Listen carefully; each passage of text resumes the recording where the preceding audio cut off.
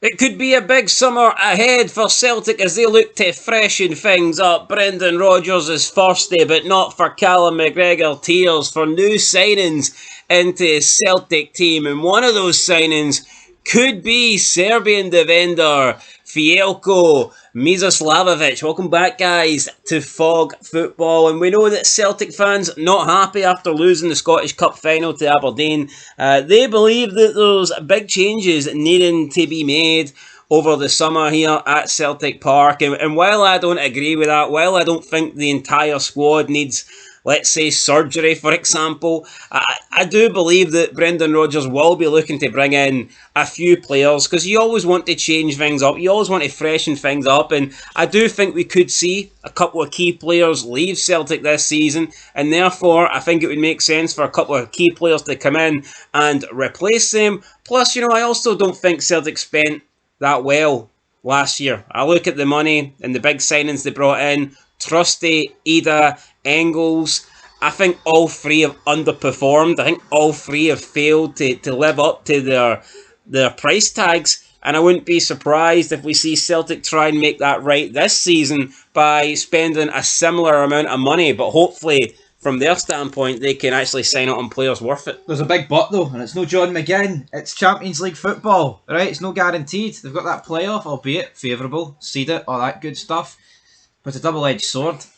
Do you wait until you've guaranteed it to spend a bit of dosh, or do you need to guarantee it by spending a bit of dosh? Well, see, that is the double-edged sword, but I'll never forget that season where Rangers didn't make any signings. Yes. And everyone believed that Rangers were waiting to see if they could qualify for the Champions League.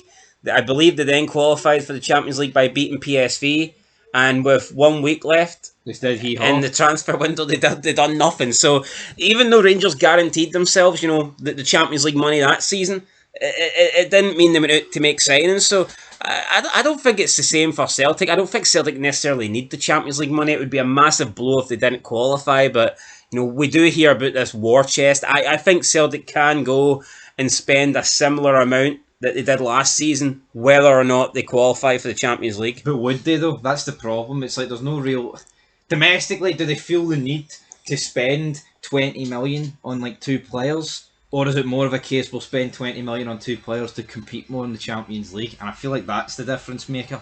Well, according to Serbian outlet Meridian Sport, they have claimed that Celtic have already had a bid thrown out for the 17-year-old Wonderkid MILOSAVLJEVIC. So, yeah, they've apparently already had an offer thrown out, and the Czech side have an asking price of 10 million euros, which is 8.4 million pounds. So, I mean, that is quite a lot of money for Scottish Premiership standards. Yes, Celtic spent that money. They spent more than that twice last season, but would they be willing to spend that on a 17-year-old that's perhaps maybe not proven yet, despite being labelled as a wonder kid?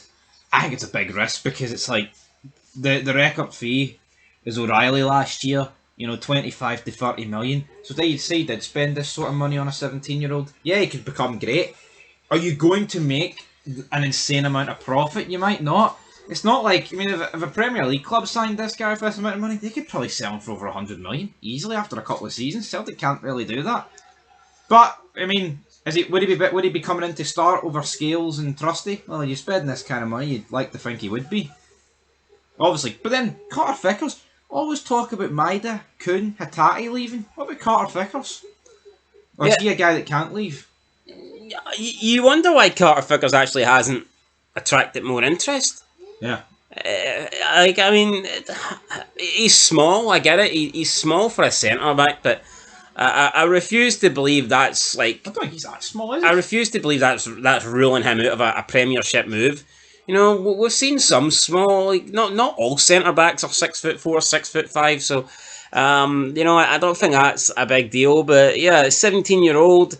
He is 6'4", so he kind of fits that mould there. He could get bigger. Yeah, currently plays for Red Star Belgrade, and I've never seen him play, but he's been hyped up as a wonder kid. So Yeah, I mean, a Wonderkid that's linked with these players and these moves, 17-year-old, big money. He has to have some decent level about him. According to the Daily Record, PSG and Everton are also said to be considering a move, and they've reportedly also scouted him last season. So, Well, I mean, at the three I clubs. mean, if PSG and Everton are also interested in this guy, it's going to be tough for Celtic to get him.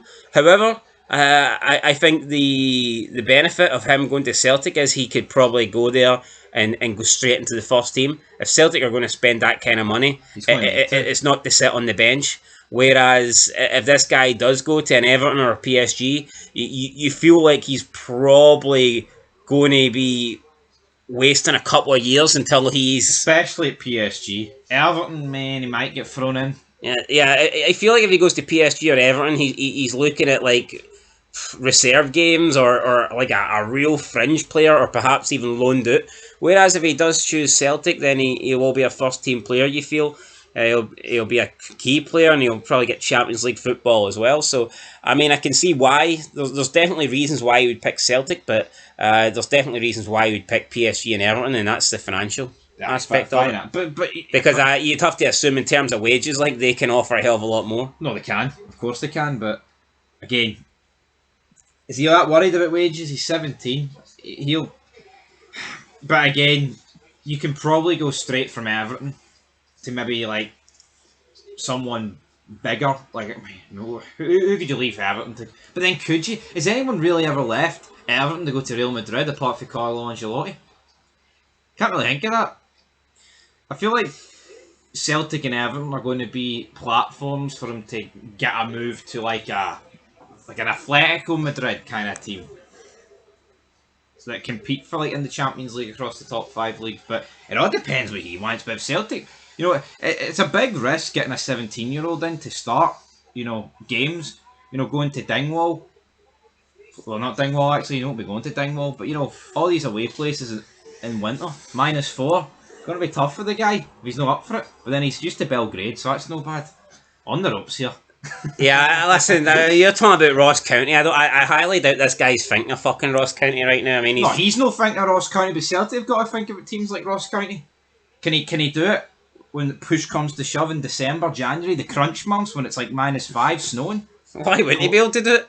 That's what I'm saying though. 17-year-old he might not be ready for it compared to the heat of Paris. You know what I mean? You're saying he's 17 years old and he can't deal with how cold it's going to be in Dingwall? Well, hold on. I'm sure they can buy him gloves if it's a problem, like. No, hold on, no.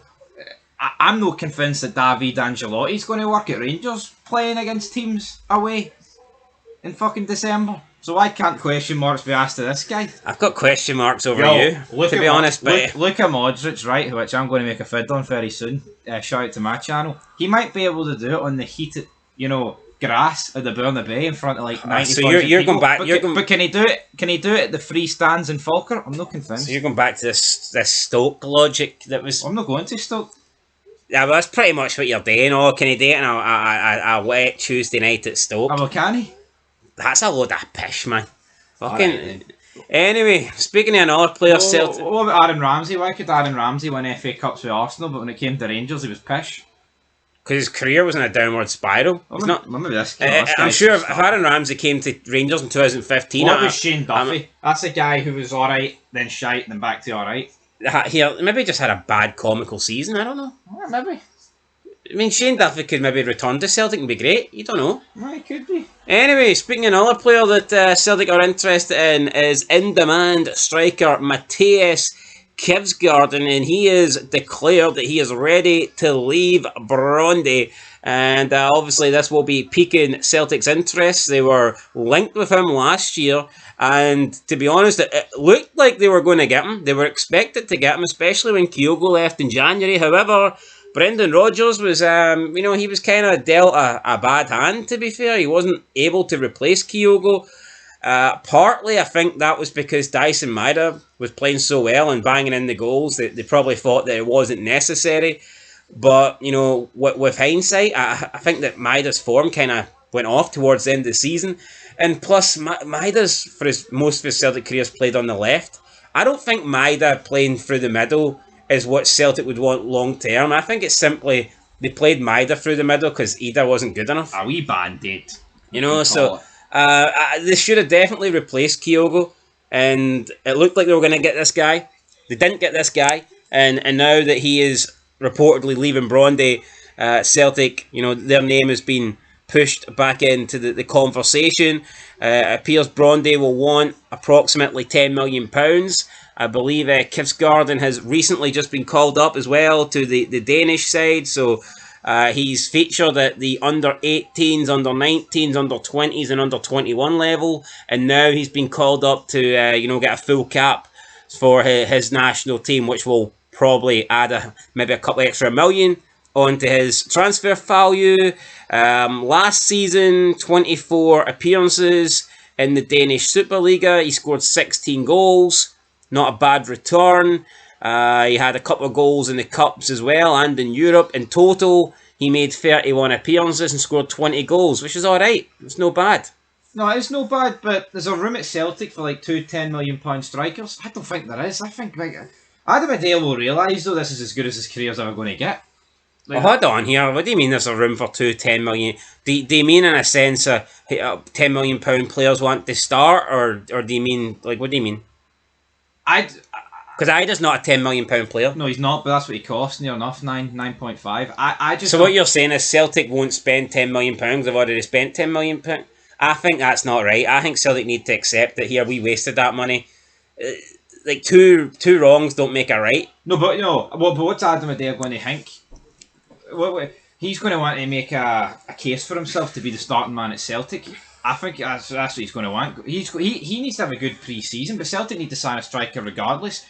I think the best case scenario for Celtic is to cut ties on Adam Adair, right? Work on this guy, because this guy seems really good. Bring in Johnny Kenny, and then maybe bring in somebody else who's better than Adam Adair, but a bit cheaper. I mean, look at even fucking Simon Murray. Simon Murray's better than Adam Adair. You could sell Adair, cut ties, cut your losses, and then bring Simon Murray in for like 500,000. Johnny Kenny and this guy. Yeah, he's won awards. He's won the Superliga with Brondby. He has won the Superliga Young Player of the Month as well, and he was in the Danish Superliga Team of the Month. So, the guy appears to be decent. Future ahead of him. Record Sport transfer guru Scott Burns told Hotline Live, quote, "My information right now is that it's more likely to be Eintracht Frankfurt than Celtic, but the door hasn't been closed. A deal hasn't been done yet." End of quote. So, yeah, Frankfurt are in contention. And if it's a choice between Frankfurt and Celtic, then I wouldn't be surprised if he chooses Frankfurt. You know, they're in the Bundesliga. They will probably offer a bit more money than Celtic. And it's a sad state of affairs. But I believe that it's going to be tough for Scottish clubs to compete against top flight teams from the big nations and get players. I just think it's unlikely. Wouldn't be the first time Frankfurt beat one of the old firm to something, would it? Tragically. But you know what? It highlights the fact that Celtic probably should have got this guy in January. I'm not going to be one of these people, that's why they lost the Scottish Cup because they didn't sign him. But, this guy was highly thought of in January. I believe Frankfurt weren't really interested in January, but now obviously 6 months have passed. Frankfurt's, targets have changed. And, I mean, going to a top team in the Bundesliga, you couldn't really blame the guy, could you? No. I don't know, though, if Frankfurt are in the Champions League, if that would change anything, but I do believe they're in Europe. Yeah, I think they did. I think they qualified for Europa Conference League. Well, they might be taking on Aberdeen then again. So we'll have to wait and see. Anyway, guys, Celtic yet to make a signing, but I do expect we will see some money spent. I think we'll see a similar amount of money spent as they spent last season. Will they break their record? I'm going to say, I think they will break their record. I think if they want this guy, they need to. Yeah, no, I do think this guy will cost more than 10 million, especially with interest from Frankfurt and other clubs. So, yeah, but, we'll have to wait and see. Celtic broke their record twice last season, and it didn't necessarily guarantee them quality players. So, we'll have to wait and see. But, you have to get recruitment right. And I think, you look at Celtic last season, they spent big money, and the return that they got wasn't great. So, by the law of averages, if they keep spending, like if Celtic keep spending £10 million on players, you're going to get sooner or later you're going to get a really good player. So, yeah, that's how I would look at it. Anyway, guys, that's it. Leave a like, leave a comment. Let us know what you think of these two players, MILOSAVLJEVIC and Kvistgaarden. Do you think they will end up at Celtic? Let us know your comments down below, and we'll catch you guys in the next one. Till then, peace.